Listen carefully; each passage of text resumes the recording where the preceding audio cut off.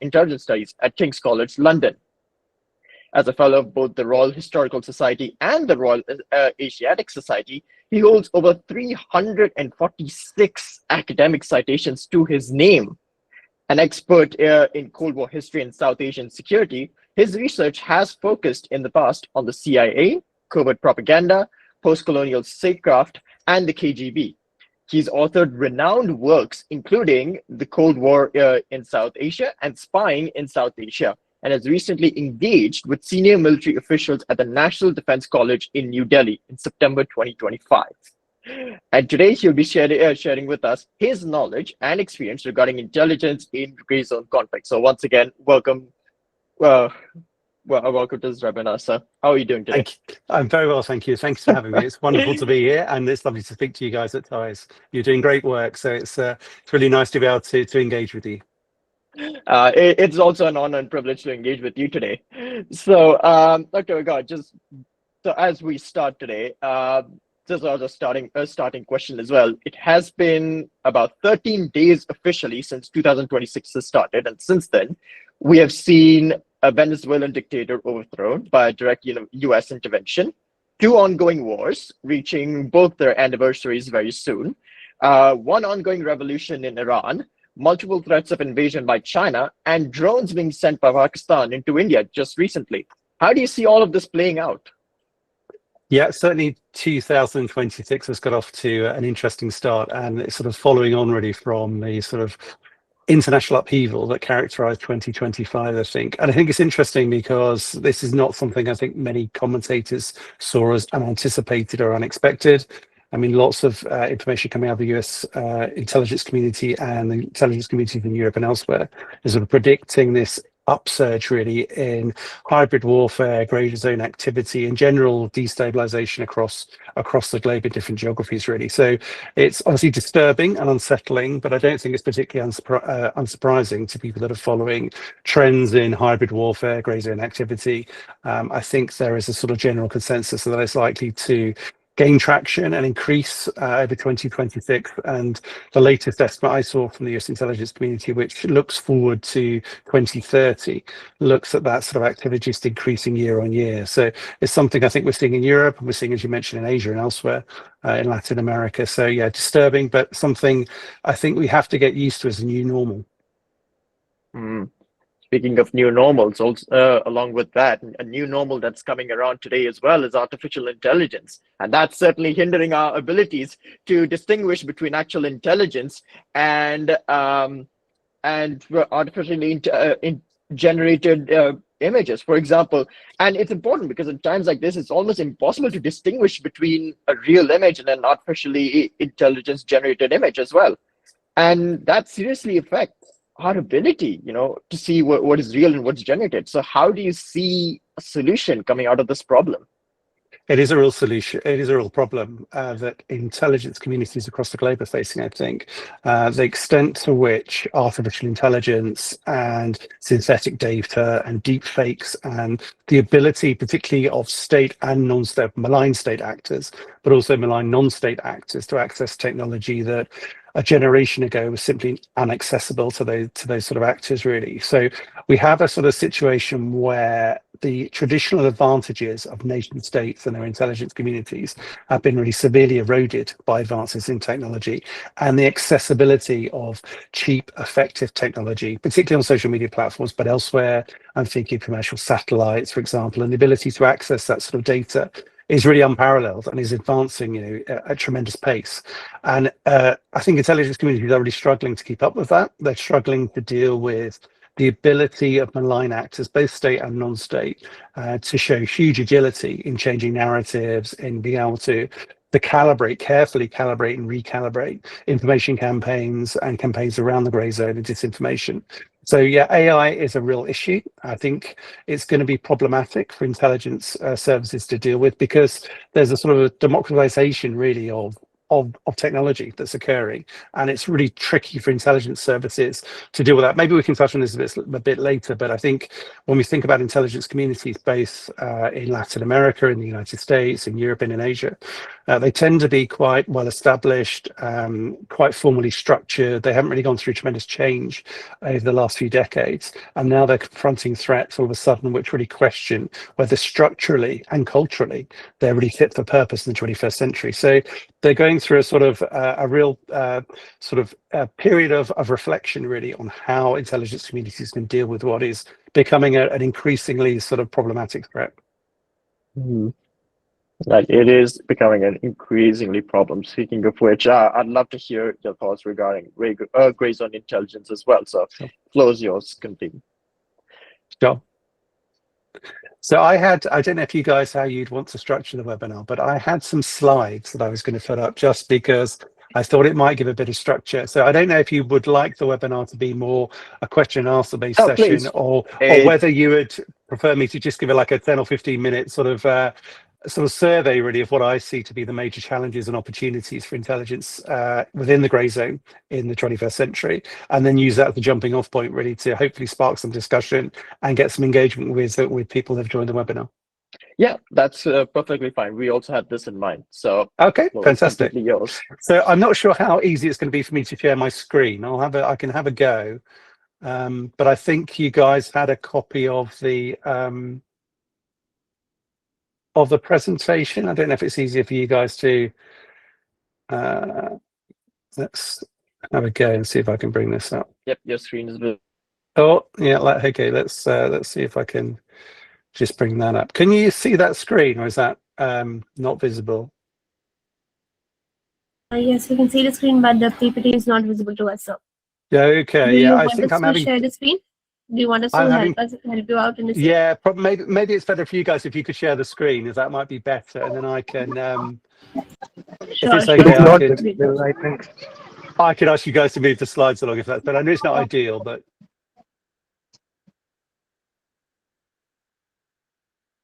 Fantastic, thank you. So yeah, so that's great. Thanks very much. If it's okay, if I can just ask you at various points to move the slides along, that'll be fantastic.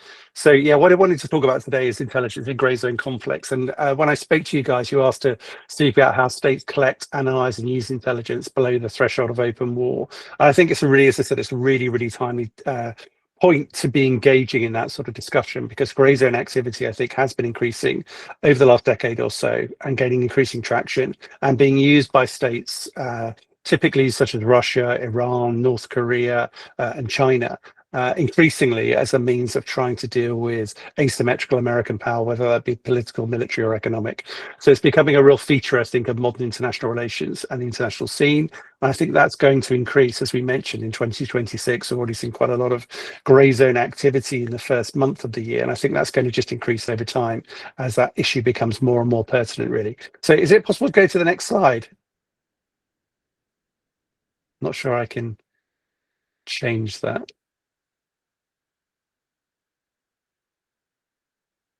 Perfect. And maybe then a click after that to bring up the first point on that slide would be perfect. Sorry, I know there's lots of clicking on these slides. So one of the things I wanted to talk about was grey zone and what grey zone actually means. And the reason I wanted to do that, I'm sure lots of you are already familiar with grey zone and have done some work on grey zone and have read around the issue of grey zone. It's become a real hot topic over the last sort of decade or so. But I think it's still really a problematic term. It's still highly contested. So in international relations, one of the key issues around grey zone is it's not really has an internationally accepted definition of where it begins and where it ends. So though in general terms, everyone knows that grey zone is this zone that operates between peace and between war. So something between normal statecraft and outright conventional warfare between nation states and even non-state actors as well. So this notion of it being a sort of a means of calibrating conflict, so it doesn't erupt into outright conventional conflict, but that background conflict, whether it be an information conflict, economic warfare, whether it be sabotage or other forms of grey zone activity that dislocate the activities of a nation state or an adversary, is something that's become associated with grey zone. But actually, the precise definition of that term is contested, and it's been defined in different ways by different nation states and different non-state actors as well. So I think the fact that it is a contested term is really interesting. So I would, the definition, the actual term grey zone, I think, came out of a US Special Operations Command white paper in 2015. So we're around 10 years away from grey zone being used as a term in international relations quite widely. And the US Special Operations Command became quite concerned about grey zone activity, particularly from Russia and also from China around 2015, and produced a paper where it tried to articulate how grey zone was developing economically, politically, and how that was affecting the United States around about that time. So it's a term that's about 10 years old, but it's still a term that's fluid and hasn't really been universally accepted about where it begins, where it ends, and how we might define it. So can I have the next point, please? Okay, yeah. So interestingly, this is a definition from Ben Wallace, who was a former British Defence Secretary in a Conservative government a few years ago. And Ben Wallace defined grey zone as a sort of limbo land between war and peace. So quite a sort of unsophisticated definition of it, but it does sort of quite pithily, I think, sum up where we are in relation to the image on that slide as well. This notion that this sort of conflict is developing and states are not really sure how to deal with it. So can I have the next point, please? Yeah, so this is the official definition of the United States intelligence community when it comes to grey zone.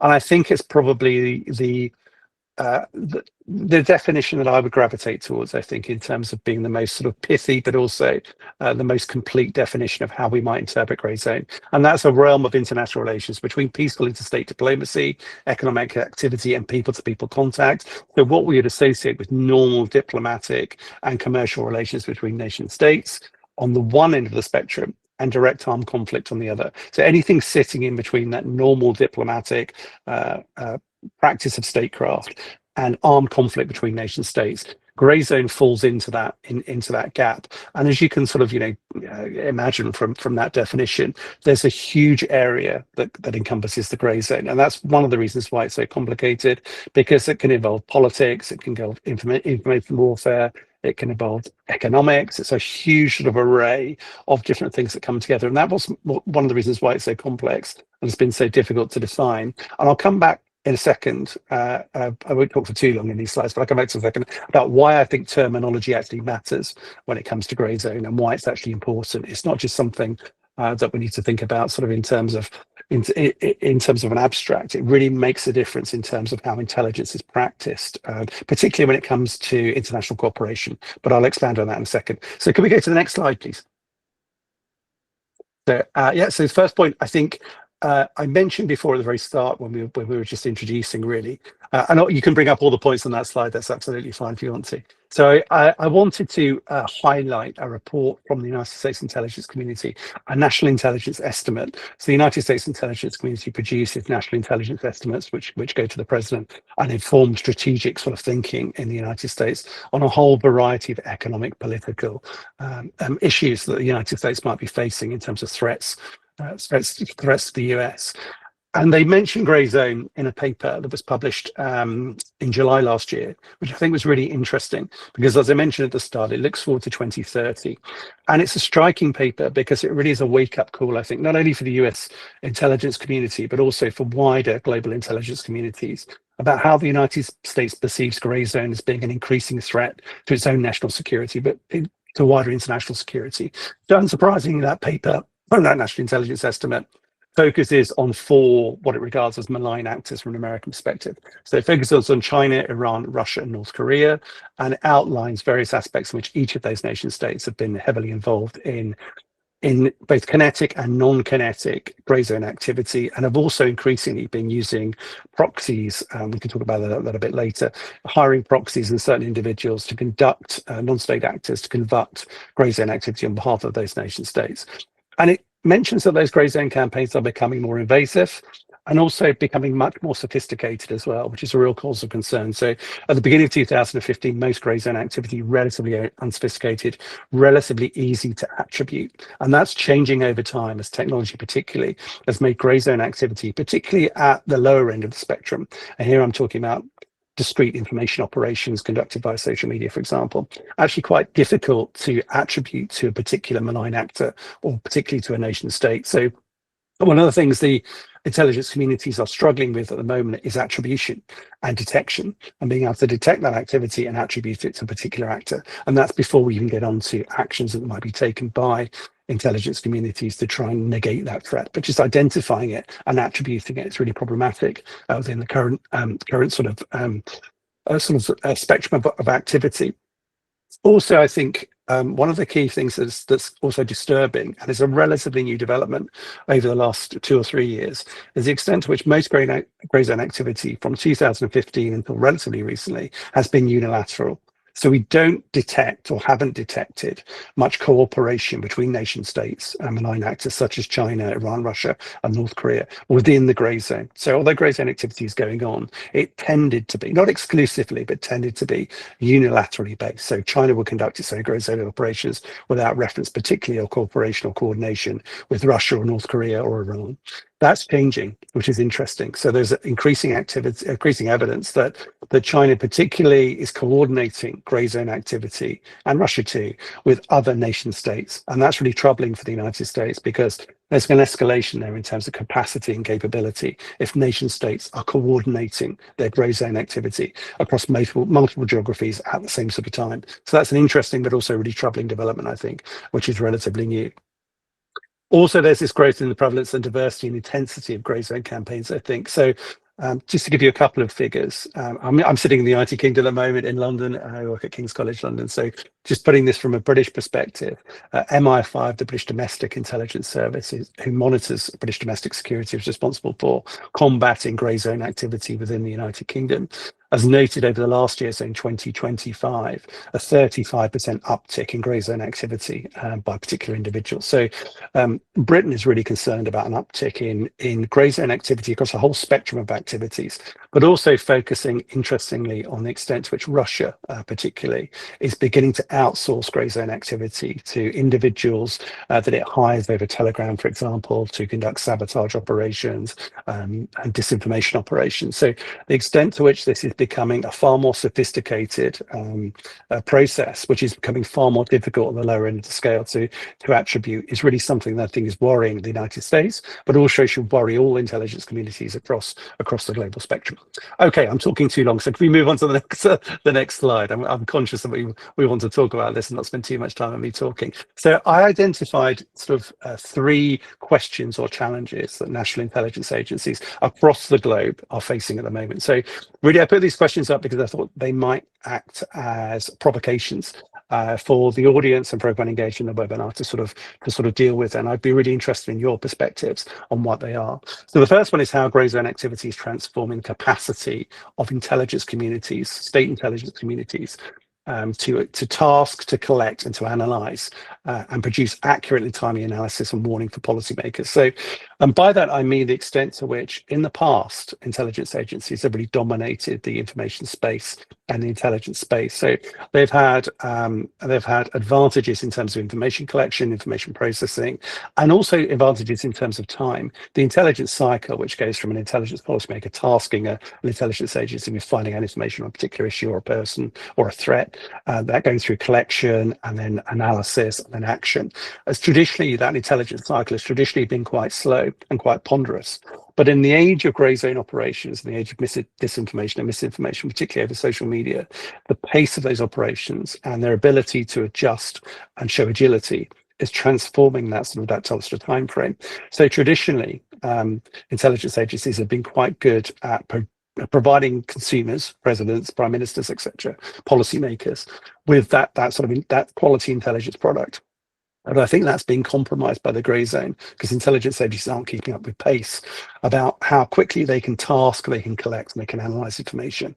Effectively, malign actors in the grey zone, are operating with greater pace and greater agility than intelligence communities are able to deal with at the moment, which is really worrying. Partly that's becoming the other question I get you guys to think about is, will emerging technologies present more threats and opportunities within the grey zone? And again, this is a sort of transformation really between state actors having monopolies on intelligence technology, which non-state actors just can't simply access. They have a competitive advantage effectively, or have done for generations. That competitive advantage, as we mentioned at the start, is just eroding very, very rapidly, with the ability to access tech very cheaply, that's very effective, perspective, from satellite technology all the way through to AI and deepfakes, is something that's really transforming the intelligence space, really. So emerging technologies are presenting an existential threat, I think, to intelligence communities and also to wider societies across Europe, United States, and Asia about how they deal with that grey zone threat. So that's a real problem I think we need to engage with it in meaningful ways. I think also one of the key things about that is how do intelligence agencies transform to deal with that threat? So it'd be really interesting for you guys to see, do you think intelligence agencies need to embrace radical change to manage evolving grey zone risks? And by that, I'm saying essentially, most intelligence agencies have been pretty hidebound structurally and culturally for many, many generations and many, many decades. If you think, going back to Britain, because I'm sitting in the United Kingdom at the moment, British intelligence services really were formed in 1909, with the formation of the Secret Service Bureau. And since that point, they bifurcated into a domestic intelligence service, MI5, a foreign intelligence service, MI6, and later a signals or cyber intelligence service, GCHQ. That hasn't really changed since the 1920s. So Britain has an intelligence structure that was designed for an era of great power competition that simply does not exist anymore, technologically or strategically. And that's really problematic for the British. There's lots of debate in the UK at the moment about, given the threat of grey zone threats, given the danger of grey zone threats in the 21st century, is the British intelligence system structurally fit for purpose, and culturally is it fit for purpose? But those debates, I think, are happening in the United States. They're also happening, I think, or should be happening in South Asia and elsewhere. So even if we think about India, for example, the Indian Intelligence Bureau was a British colonial construct. After 1947, it carries on the same sort of vein. Various intelligence, in quote, failures, 1962, maybe 1965, lead to this call for change in the Indian intelligence system. And then we get the bifurcation of the Intelligence Bureau in September 1968 into the Intelligence Bureau dealing with domestic issues and Research Analysis Wing primarily dealing with foreign issues. But since that period, there has been no radical change, really, in Indian intelligence infrastructure or culture. Does that need to change in the 21st century, given the threats India's facing, particularly from adversaries such as China in the grey zone? Again, we can think back to incidents, maybe Galwan in 2020, where there's a more traditional conflict or clash between India and China, and then we see Mumbai power outages in 2020, maybe grey zone operations conducted, perhaps, who knows, not been completely attributed to the Chinese state and Chinese state actors, where they launch a cyber attack against the power grid in Mumbai. So the extent to which those challenges are sort of evolving very, very quickly led some people to think, does intelligence as a structure in a nation state form need to undergo some more radical change than actually is facing at the moment? So, next slide, please. Okay, and you could go down all of these. So these were just a long list of, and it's not a comprehensive list by any means, but a list of some grey zone intelligence issues in more detailed form that are, I think, affecting those structural questions on the previous slide. So again, we mentioned this structural and cultural rigidity in intelligence communities. I think intelligence communities are quite hidebound, and this is not something that I would attribute to particular national culture. I think it's the same in Asian intelligence communities, it's the same in European intelligence communities, and it's the same in North American intelligence communities. They tend to be resistant to change. And it's only when there's a big intelligence failure that change tends to happen. And even when that change tends to happen, it tends to be quite conservative change. So a good example of that might be 9/11 in the United States. The catastrophic events of September 11, 2001 prompt a massive inquiry in the United States about how this intelligence failure has led to the attacks on the World Trade Center and the Pentagon in the United States. And that process leads to this notion that intelligence organizations in the United States, the FBI, the CIA, and the National Security Agency aren't talking to each other effectively. So all the information is there to prevent 9/11, but it's not being shared effectively or in a timely manner with intelligence agencies. And so what does the United States do? Well, its primary reform was to put another intelligence agency on the top of those three intelligence forms: domestic FBI, foreign CIA, and signals, and cyber NSA. And it puts the Office of the Director of National Intelligence as their overarching apex organization on the top of that. Doesn't really reform coordination, and many people have said it's a reform that doesn't really work. It's a sticking plaster that doesn't really address that. So I think it speaks to the sense in which there's strong institutional resistance within intelligence communities in Asia, in the United States, and in Europe to change, to fundamental change. And that's going to be problematic, I think, as grey zone operations develop, because unless intelligence communities develop more agility and more collaboration and cooperation, then those adversaries, as we mentioned, both state and non-state, are going to be outpacing and outthinking how intelligence agencies can respond. So interesting, I think, in terms of structural and cultural rigidity and how that might affect grey zone. The other is prevalence of technology and loose terminology.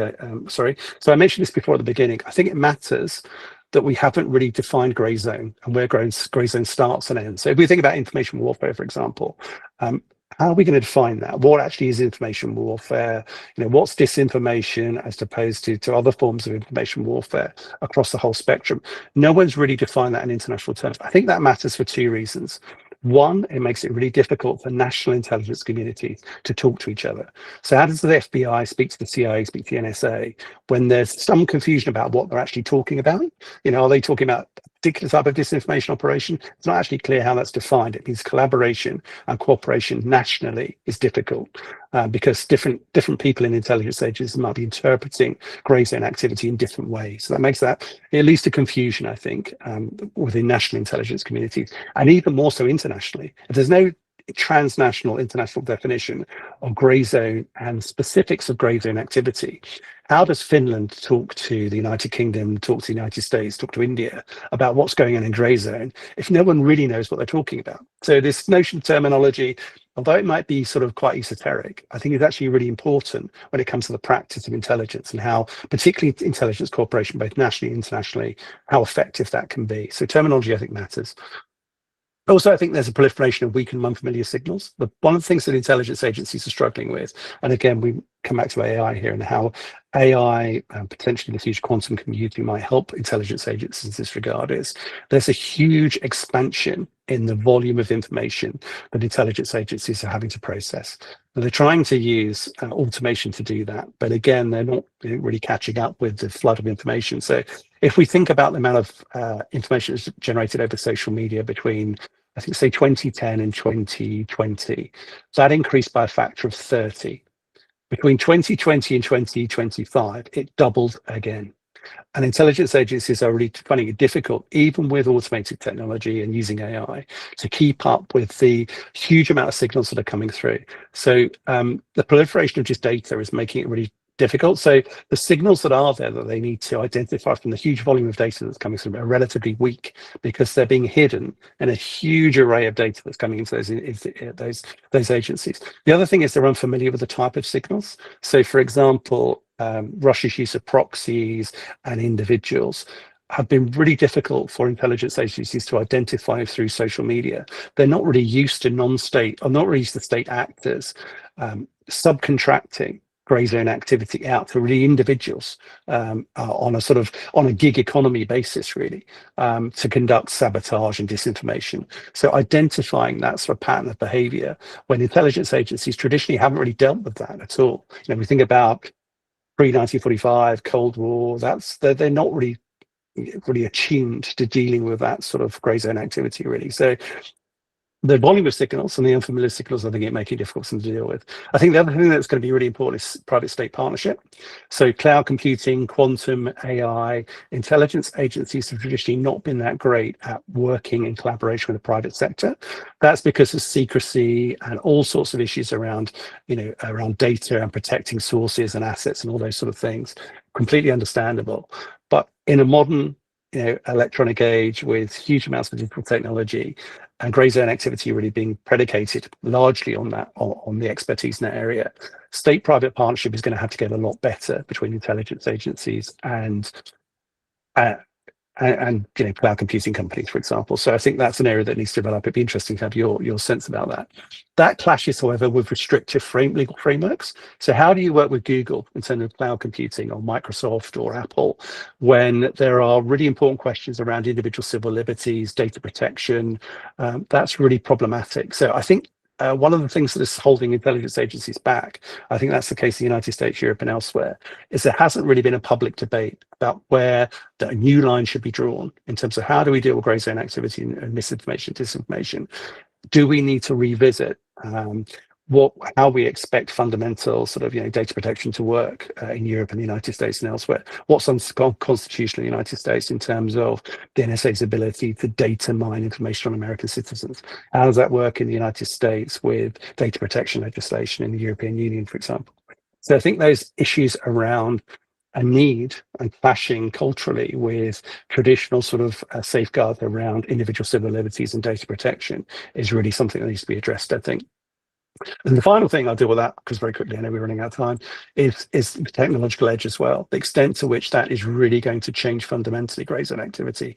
So here I'm thinking about what's called expeditionary edge technology, and particularly quantum computing, how that's going to transform potentially. I mean, we talk about now about the problems with AI and deepfakes and all that sort of stuff. Well, in an age of quantum computing, that's going to revolutionize the ability of malign actors to operate in incredibly sophisticated ways at pace and to attune their targeting to really impact the way individuals are affected by that messaging through social media. So yeah, lots of issues that I think intelligence companies, intelligence agencies and communities are having to deal with when it comes to grey zone.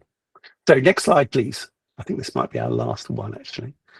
So yeah, so these are just some of the issues. I think not all doom and gloom. I think there are ways in which intelligence communities are doing tremendous work and can continue to work effectively in the grey zone space. So as I mentioned before, I think one of the things that intelligence agencies and communities are going to have to do is think about structural reform, and that can take two elements. I think it's going to be really difficult for the American intelligence community, Britain's intelligence community, perhaps India's intelligence community, to really embrace the idea of fundamental structural reform. Are you going to get an Indian government, for example, willing to say that RAW needs to work much more closely with the IB and they need to come together a lot? It's going to be really difficult to do culturally, I think. So I think it's in terms of moving towards going back to models which have segmented intelligence agencies largely along domestic and foreign and signals sort of lines into three sort of silos. There's a lot of talk about moving those silos back to collapsing into one intelligence agency. I think that's problematic for lots of different reasons, but again, it'd be interesting to see what people think about that. But I think what is needed is an increased cooperation and communication. So between foreign, domestic and signals intelligence agencies, grey zone is going to demand that those intelligence agencies talk a lot more effectively together. And 9/11 in the United States is a prime example of why that's necessary. But grey zone is accelerating and amplifying that sort of problem, really. I think OSINT, I put up there, open source intelligence is going to become increasingly ubiquitous. It already is. Interestingly, I think open source intelligence is both a problem for intelligence agencies because there's so much of it, but also it's an opportunity because it's an opportunity for bringing different structural elements of intelligence communities together. No one really owns open source intelligence in the way that cyber intelligence, like the NSA or GCHQ and Great Britain, own signals intelligence, or foreign intelligence is owned by the Research and Analysis Wing, is owned by MI6, is owned by CIA. It's quite a sort of proprietary sort of sense in which certain sections of intelligence communities feel they own a certain type of intelligence. That isn't the case with open source intelligence. It sort of spans the whole discipline of domestic, foreign, cyber and signals. It's a way of actually increasing that cooperation, I think. So it's a problem, but I think it's an opportunity to enable intelligence to work together. And I think, again, methodologically, you're going to have cross-domain innovation. So when we think about intelligence agencies and grey zone, we're going to have to think about them working with behavioral scientists. We're going to have to think about them engaging with disciplines that they haven't traditionally engaged with, because grey zone and particularly signaling through social media and disinformation is so much about interpretation and analysis that traditionally haven't been strengths of intelligence agencies. So they're going to have to look to the social sciences, to academia, to places where they can get expertise in terms of narrative analysis, behavioral science, all those sort of things that they haven't traditionally been able to do. I think that's going to change. International collaboration I've already talked about, which I won't talk about again. The final point I'd make before I wrap up, because I never talk for too long, is about societal resistance. I think this is really crucial, and it's something that's gone under the radar a little bit, I think. Lots of chat about societal resilience and how grey zone is going to make it more important for societies to be able to rebut social media disinformation, but other forms of more kinetic activity such as sabotage and stuff like that. How do you make societies resilient against grey zone sabotage, taking out power grids, intercepting undersea cables, disrupting the internet, sowing disinformation and conflict on social media? How do you make societies resilient against that, able to identify and to react against it? There's lots of chat in the United States, United Kingdom about doing that. I think very little action has been taken. The one shining light I would put is on the Baltics and on Finland, who are under direct threat, for example, from Russia at the moment. And many in the Baltics and in Northern Europe fearing that once the Ukraine operation ends, and at some point it will end inevitably, is Russia, is Moscow's Putin then going to turn their attention to Finland, to the Baltic states, and launch and put pressure on those societies? So at King's, we've done quite a lot of work, interestingly, with a Finnish security service, Supo, about their sort of embracing societal resistance in really meaningful ways. And it takes lots of different strands, which I think are really interesting. One is about social media literacy. So, both the Finnish government and intelligence services are really keen for Finnish children, for example, at a really young age, and we're talking 5, 6, to be given social media literacy and the ability to identify information that they think might be malign, might be seeking to influence them. So building up that sense of literacy and critical thinking within a society at a really young point, really interesting that Finland's doing that. They're also spending a lot of time societal resistance and sabotage as well. So thinking about, well, if our power grid goes out, is our population going to panic? And how do we encourage them or educate them that this is how we're going to deal with that situation? It will be under control. We'll be able to manage it. So building up through a series of societal exercises, on an increasingly wider scale, societal resistance to those shocks when they come, for example, Mumbai's power grid going out. How do you deal with that? Does it say panic? Does it say sort of, fear? How do you deal with those sort of incidences? And I think the Baltics and Finland are really good at that. I think it's a pattern that increasingly, certainly in Europe and maybe elsewhere, is going to have to be embraced by different societies. So that's another interesting element of how grey zone is affecting not only intelligence behaviour, but wider societal behaviour in Europe and elsewhere. So next slide, please, I think. Yeah, thank you. I'm done. I've talked for too long, I know. Grey zone's a really interesting subject, but it's quite wide. So hopefully just that talk will give you some questions that we can engage with and throw up some things that you both agree with and hopefully disagree with as well, and that we can debate for the rest of the webinar. Nice. Thank you so much, Dr. McGarr. It was a really interesting session as well. Just a side note to our attendees as well.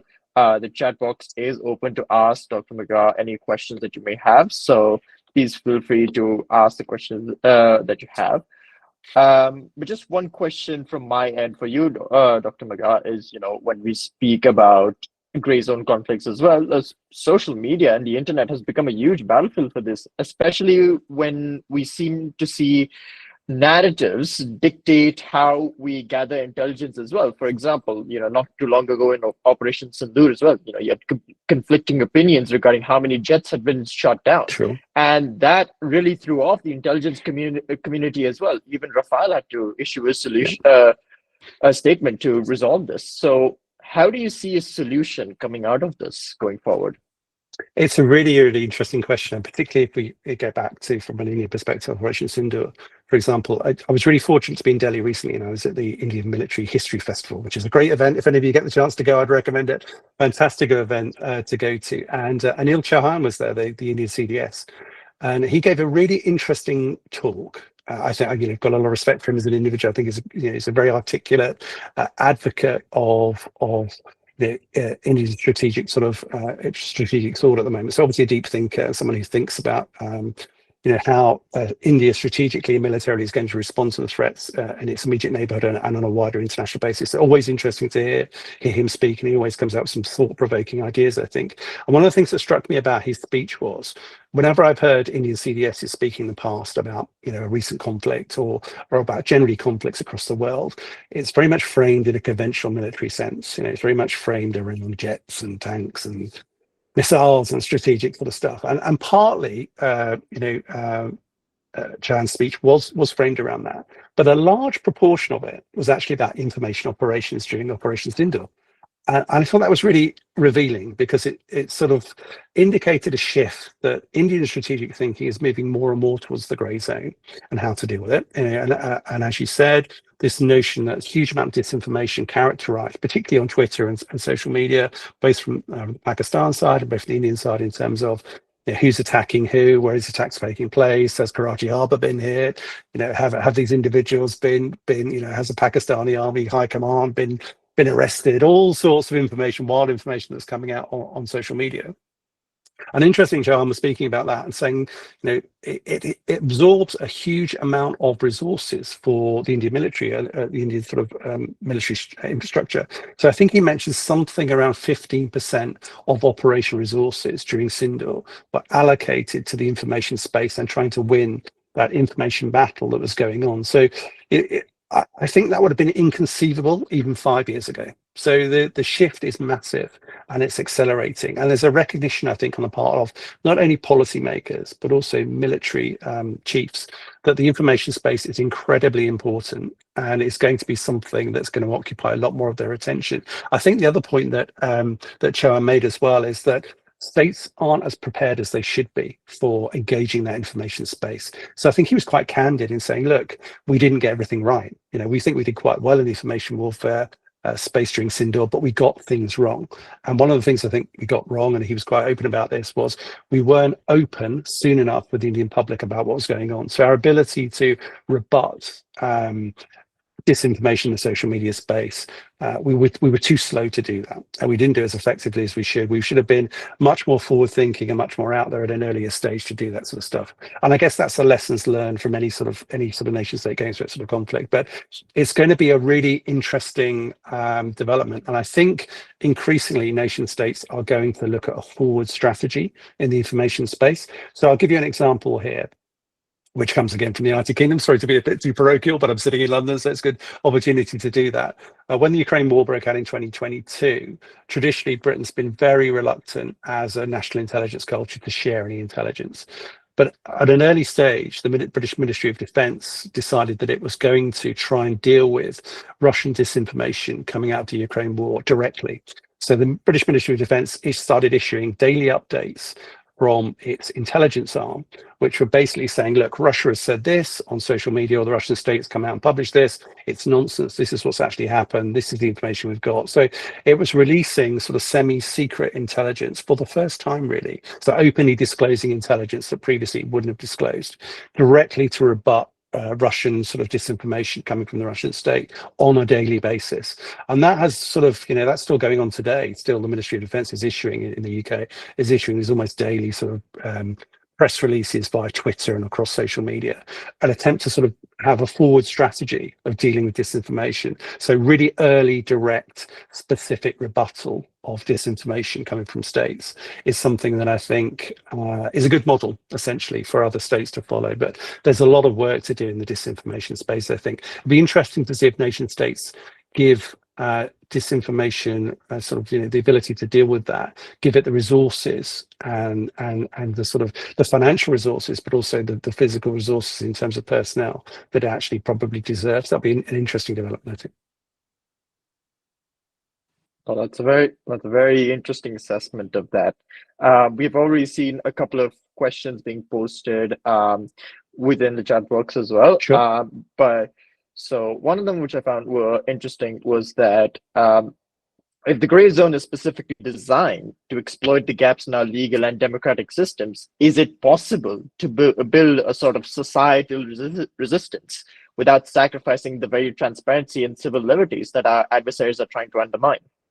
That's a great question.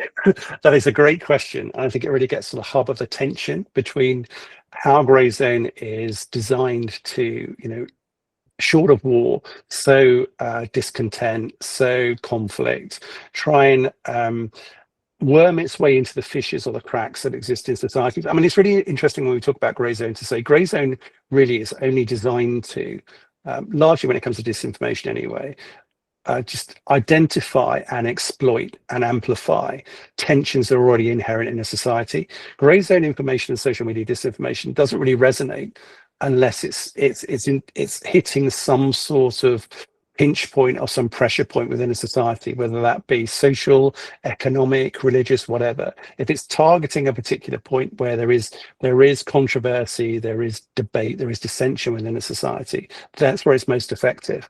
if it's targeting something where people agree on it, it doesn't tend to resonate, it doesn't seem to have impact. So I think it's important to have debates as a society around those sort of issues.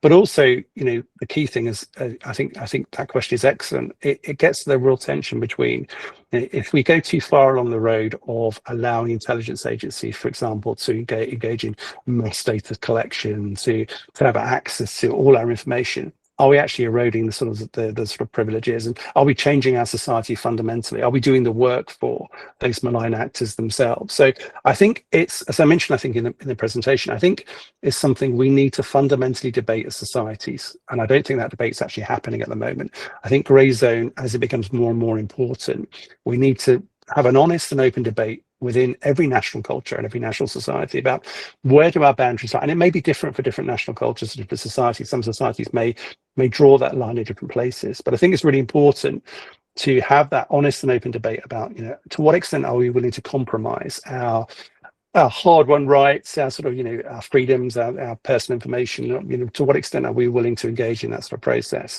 or where does that line go too far?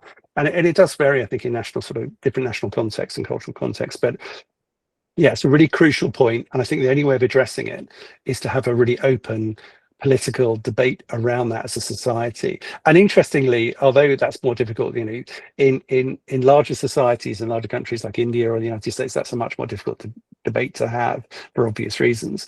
But in smaller societies, and I mentioned Finland earlier, that debate has really already been had. So it's an interesting template to follow. The Finns have already said, look, you know, this is how we feel about civil liberties. This is how we feel about data protection. This is how we feel about, you know, this is how far we're willing to go to compromise those liberties in defense of the Finnish state. And this is a red line for us, and we're not prepared to go any further than that. So they have a very healthy relationship between their policymakers, their wider sort of polity in society, and their intelligence agencies, which is difficult to emulate in larger societies for obvious reasons. But I think it's a good model to follow. It is a very interesting model, and I certainly find it fascinating as well.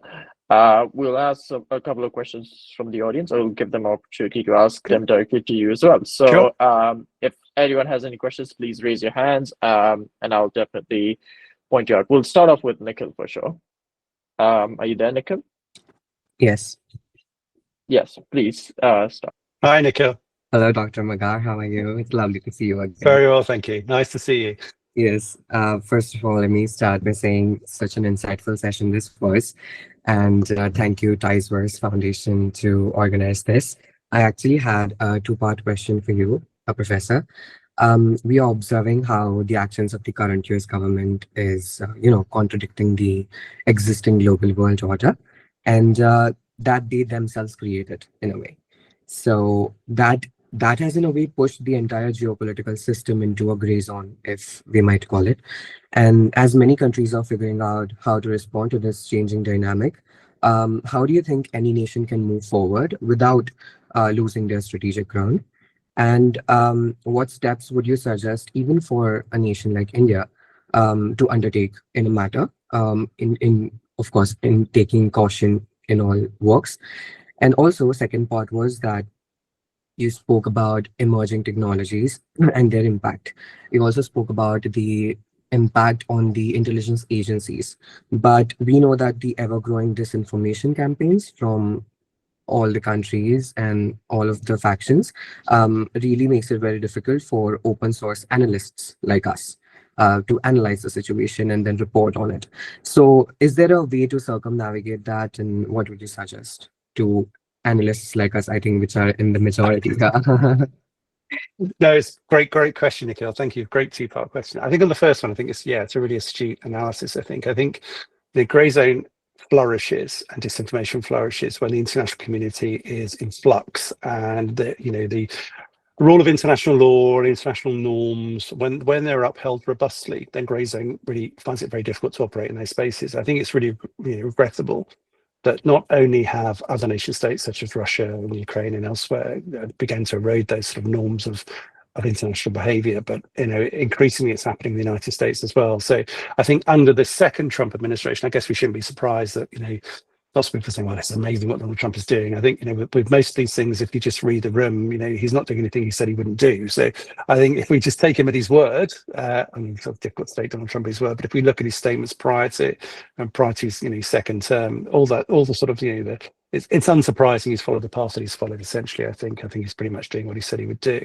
But that is absolutely eroding that sort of sense of a liberal international order, which is really held. I mean, it's held to a greater or lesser extent since 1945. So I think it is a pivotal point. It's a point of inflection where grey zone is provided with this huge opportunity when people look at the United States, and not only is it suffering from tremendous domestic polarization, it's also polarizing the international community as well.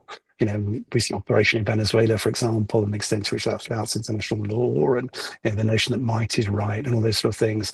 Those sort of narratives feed into other malign actors that ironically have been targeting the United States, in years gone by, and are increasingly targeting Western Europe and the Baltic. So it is really problematic, I think, and it's just ironic that the United States intelligence community, produced these estimates saying, 2030, grey zone is going to get worse and worse and worse, and they explicitly state that one of the factors that international communities need to deal with is this erosion of international norms and an international liberal order.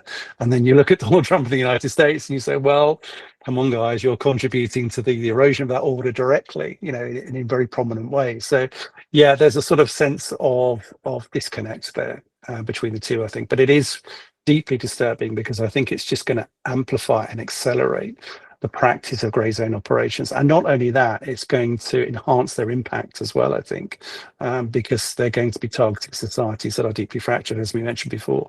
Disinformation operates and is effective in societies which are troubled, which are confused, which are suffering that sort of internal tension, really. So yeah, I'm disturbed by what's happening in the United States in multiple ways, but I think its impact on the grey zone will be profound, and both interesting and slightly depressing to think that Donald Trump is only at the very, very beginning of his second term. So we potentially have a long way to go, in which who knows what's going to happen with Cuba and other countries, and potentially that erosion of a liberal international order is going to be problematic. What's also problematic is I think that other blocs and also nation states are finding it very difficult to resist, asymmetric American military and economic power. So, I'm speaking from the United Kingdom, and lots of people in the United Kingdom are slightly troubled or disconcerted by the extent to which there's not an unequivocal, for example, condemnation of the American action in Venezuela. So if we're going to pick and choose how we deal with, international law, then that's sort of meat and drink. It's manna from heaven to people sowing disinformation, and because they can pick up on that hypocrisy and those sort of fractures and tensions. So yeah, I think from that perspective, it's really interesting and quite disturbing. Technology, I think, is going to be a real problem. As an analyst, good luck. I think you might need it. I think one of the biggest problems, I think, for the intelligence, just thinking about intelligence, and particularly open source intelligence, is going to be the point of analysis. So I think we're going to have very few problems with collection. Collection's actually becoming technologically a lot easier. So the ability to capture and harvest huge amounts of data is great. Making sense of that data from the job of an analyst, I think, is becoming increasingly difficult in the modern era, really. And even the ability to influence policymakers, I don't think has fundamentally changed. I mean, any analysis is only, I guess, as good as its ability to influence policy ultimately. But I think that sort of middle ground where we're moving between collection, policymakers, analysis stuck in the middle is going to be really, really difficult to resolve, really. And I know emerging technologies can help that and can act as filters. And I know the American intelligence community is investing a lot of time and effort in trying to harness AI and other means of taking some of the more basic and rudimentary work from analysis, so those filter mechanisms. But I think ultimately we're never going to get, I'm a strong advocate for the sense that actually we're never going to get away from the need from really robust, intelligent, sophisticated human analysis. It's going to make the difference, really. So in many ways, I think analysis is going to become a much harder job, but there's going to be a much greater need for more sophisticated analysis by real experts. And interesting, I think I sort of mentioned this point at the beginning, I think analysts are going to have to become really adept at drawing on a much wider array of expertise. So in the past, it might have been subject matter expertise, it might have been expertise in terms of policy or military expertise or military technology. I think now it's going to be expertise in terms of behavioral science, in terms of narrative interpretation. There's going to be a much wider sense of engaging with social science and even the humanities, I think, in making sense of what's happening, particularly in terms of social media. So in many ways, it's really daunting. If I was an analyst, I'd be really daunted, I think. It's a huge challenge. But in other ways, it's a massive opportunity to grow and to develop and to make that role increasingly interesting and important, because I think great quality analysis is going to be really valued in a way perhaps it wasn't in the past. So yeah, I think the human element of it particularly is going to be crucial, a crucial differentiator, I think, moving forward into the 21st century. It's going to be the difference, really, because I think technology is not going to be able to, certainly when it comes to intention, is not going to be able to deliver the insight that policymakers really need. And I think at the moment we're very good at, we're getting better at attribution, we're getting better at identifying, but what we're not getting better at is what does it all mean? What is the intention? And that's always going to be driven by really top quality human analysis, really. So yeah, we need you, Nikhil, desperately. Absolutely. Thank you so much, Dr. McGarr. It was lovely to speak with you again. Yeah, nice to see you again. Thank you. Good day. Yeah. Thank you so much, Nikhil. And yeah, speaking of another country which has been weaponizing intelligence, we go to China, which goes to Jell's question, who was posted in the chat. Recently, Beijing did announce a slew of regiments, including on the Information Intelligence Support Department. So China is certainly taking the aggressive step on gray zone activities, especially in Western Pacific and the Indo-Pacific. Also, we're coming off the back that China has just announced that they will certainly issue a declaration of war against Taiwan. So how do you see these new departments coming in? Yeah, I think China's always been, I guess one of the things to think about obviously about grey zone is we're sort of, I think I'm guilty of this during this webinar, really. I'm presenting grey zone as new and innovative and sort of and something to that's really quite recent and we need to worry about. And in many senses it is. But I think fundamentally it both is and it isn't. So grey zone operations and disinformation have always been with us. We can go back to the beginning of human time and disinformation and, talk about Sun Tzu and Arthashastra and all those sort of things. This has always been part of warfare. Warfare has always incorporated an element short of warfare as well. So that notion of grey zone being new, I think, is both right and wrong. It's right because disinformation and the practice of economic warfare and sort of subtle pressure short of war has always been part of human nature and human conflict. I think what is new is the means of delivery. So just the acceleration in terms of technology and the sophistication, the ability of non-state actors to participate in that game, which hasn't really been there before. So technology has revolutionized the practice of grey zone activity, I think, in different ways. So I think China has always been, I guess in a roundabout way, the point I'm trying to make is China has always been a really strong advocate of grey zone activity, going back centuries. I think it really sees grey zone as a means of dealing with asymmetrical American power. So until China gets, I know China's going through a massive naval expansion at the moment. It's building aircraft carriers.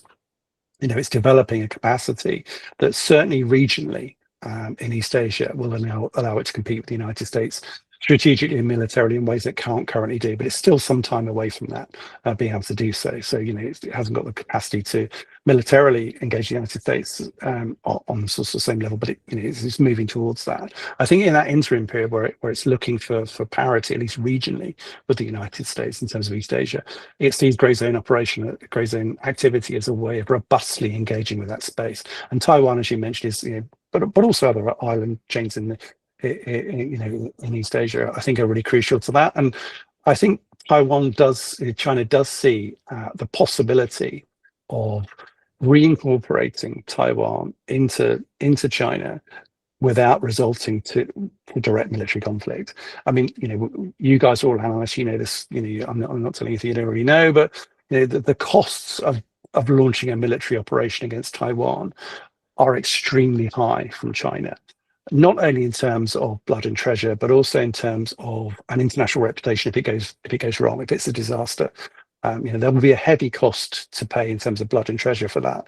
but also in terms of China's international reputation if it doesn't go to plan, but also domestically. I think interestingly in China, if that operation fails or is perceived to be a failure, that puts huge stress on the Chinese Communist Party, and then you get the potential for its control over the Chinese state to start fracturing or certainly to start weakening. So I think there's a huge risk calculus that Xi Jinping is taking in terms of how he deals with Taiwan, and gray zone enables him to keep that pressure on without running those enormous risks domestically, internationally, that surround Taiwan. So I think absolutely Chinese gray zone activity, and we're talking the sort of the ADIZ and all those sort of issues that they're trying to, both through social media but also more kinetic ways, trying to put pressure on Taiwan is interesting.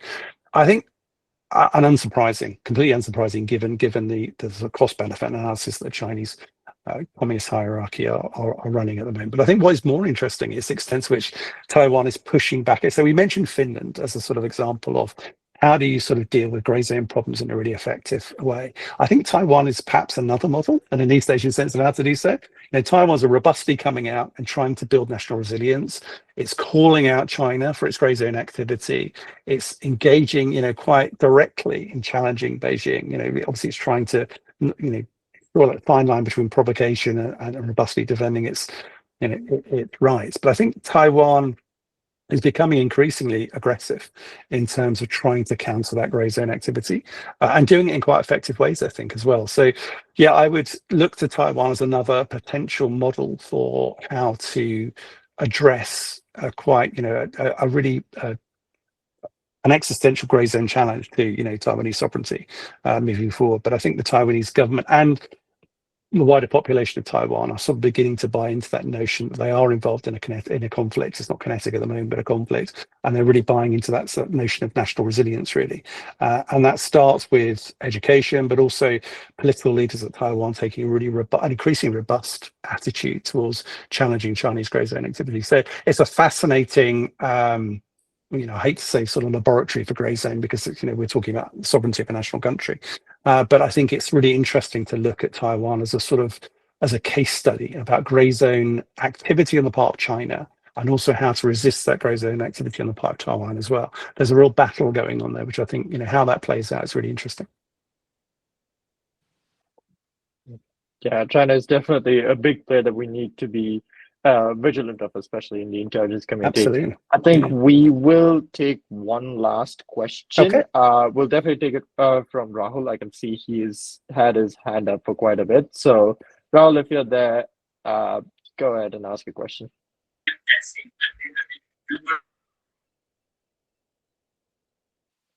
Rahul, we can't hear you.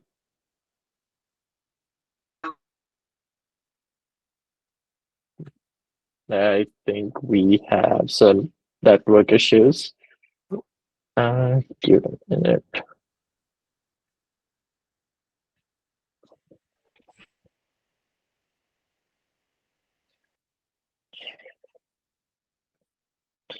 Yeah, it's fine. I think we can skip it over. So we'll go over. There is one question which did catch my eye in the chat box as well, is the role of non-state actors within enabling or conspiring or exploiting, conflicts or sort of movements within, especially when we see the allegations of Qatar funding, protest movements or any of these within the United States or internationally as well.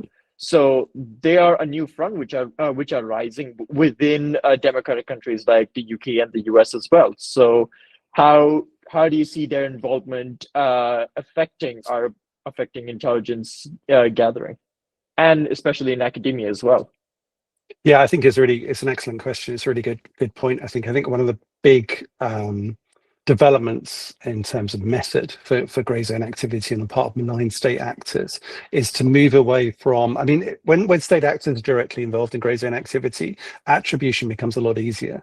So I think having multiple layers of cutouts has really become a relatively recent feature of grey zone activity. So as Russia and China have come under more pressure for conducting grey zone activity, they've tended to gravitate towards using cutouts and using individuals who are often recruited. I mean, it's been referred to in various sort of academic circles. It's like a gig economy model where when you need someone to conduct sabotage, you just call up on an individual, recruit an individual through Telegram in the part, on the part of Russia, for example.